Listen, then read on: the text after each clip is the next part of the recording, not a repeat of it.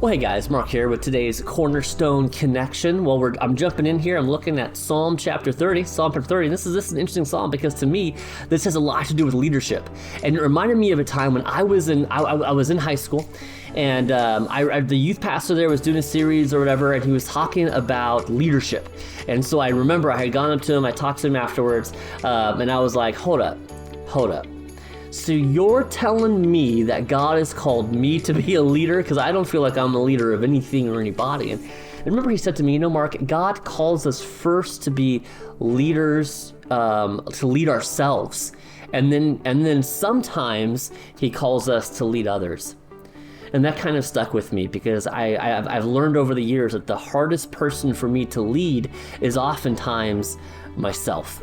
And I don't know if that resonates with you at all, but here in Psalm 30, we see one of the greatest leaders, I think, of all time, King David, and we see some insight into his leadership, 3 leadership principles that I think are worth us taking note of. So we'll jump in here with Psalm chapter 30. But what's worth noting about David is we have to remember that as we jump in here to Psalm 30, we're talking about David's palace being completed, and this was like a really big deal. And one of the things that has defined David's reign as king, as a matter of fact, has been war. David has spent the majority of his reign as king fighting wars and sort of expanding the territory of Israel. Now, this wouldn't be the case for David's successor, King Solomon. King Solomon enjoyed a time of peace and prosperity, and Israel was never wealthier than it was under King Solomon. But that wasn't necessarily the case with King David. King David sort of picked up the mess from King Saul, right? And he pushed those people back, right? He pushed the Philistines, the Amorites. He pushes them back a little bit. So I'm going to start off here in the heading. It says, a Psalm of David, a song at the dedication of his temple. Now, to get a little bit of background to this psalm, to the context that David's going to be writing in, we can jump back to the book of 2 Samuel, chapter 5, starting off at verse 11. And I'll read a little portion here for you. And Hiram, king of Tyre, sent messengers to David, and cedar trees, also carpenters and masons who built David a house. Now, of course, this is referencing David's palace. And David knew that the Lord had established him king over Israel, and that he had exalted his kingdom for the sake of his people Israel. So 3 things I pull out of there. Number 1, David knew the Lord had established him as king. Number 2, he knew that he had exalted his kingdom. And number 3, God did this for the sake of his people Israel. And this is the heart that David is expressing here in Psalm 30 when he says, I will extol you, O Lord. You see, David knows that first and foremost that it is God who has brought him to this place. God's exalted him. He's established his kingdom, right? And now David is going to extol, lift up, worship God because he remembers God did this. This is important, I think, for us in terms of leading ourselves and leading others to remember that to remember our story, to remember that it is God that saved us. You might think about your own salvation story. What did that look like for you? How did that begin for you? Where were you before you knew Christ as Lord, and what has God called you out of? When we forget our testimony, by the way, when we forget our story, I think one of 2 things start to happen. We can become prideful or depressed. Right? We can become prideful or depressed. I can become very prideful thinking, I became all of this and did all this stuff on my own strength.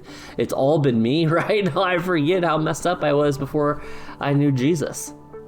Or I can become very depressed and I can think, this situation that's happening in my life, I'm not happy with it, and everything is wrong, and I'm all on my own, and everything is bad, right? Well, neither of those 2 are healthy responses, being overly prideful or being overly depressed. I will extol the Lord. I'll remember what God has done for me. And I bet if you take a moment and you remember what God has done for you, you'll come back to a place of worship. And the second thing is, it says here, for you have drawn me up, right? You have lifted me up. You've lifted me up. Back in 2 Samuel, it said that God has established this kingdom.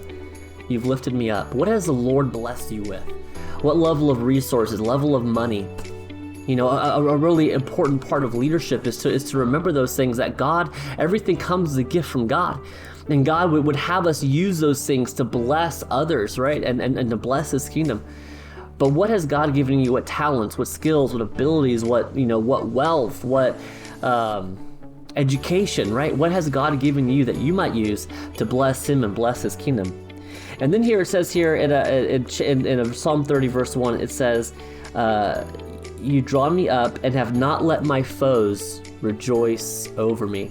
In 2 Samuel it talked about him establishing the kingdom for the sake of God's people. And here David reiterates, I've been successful because of you, God, right? An important part of leadership is to remember what we're called to do. I mean, we all have different professions, different careers. I'm talking about that, but we as Christians are called to be people who bring hope to others, to be people who comfort the brokenhearted, to be people who pray for our neighbors, to be people who invite the lost to come into church and to experience the goodness of God. So I hope that blesses you, as you read through Psalm 30, but as you think about your own leadership and what God's called you to. Number one, remember how God established you.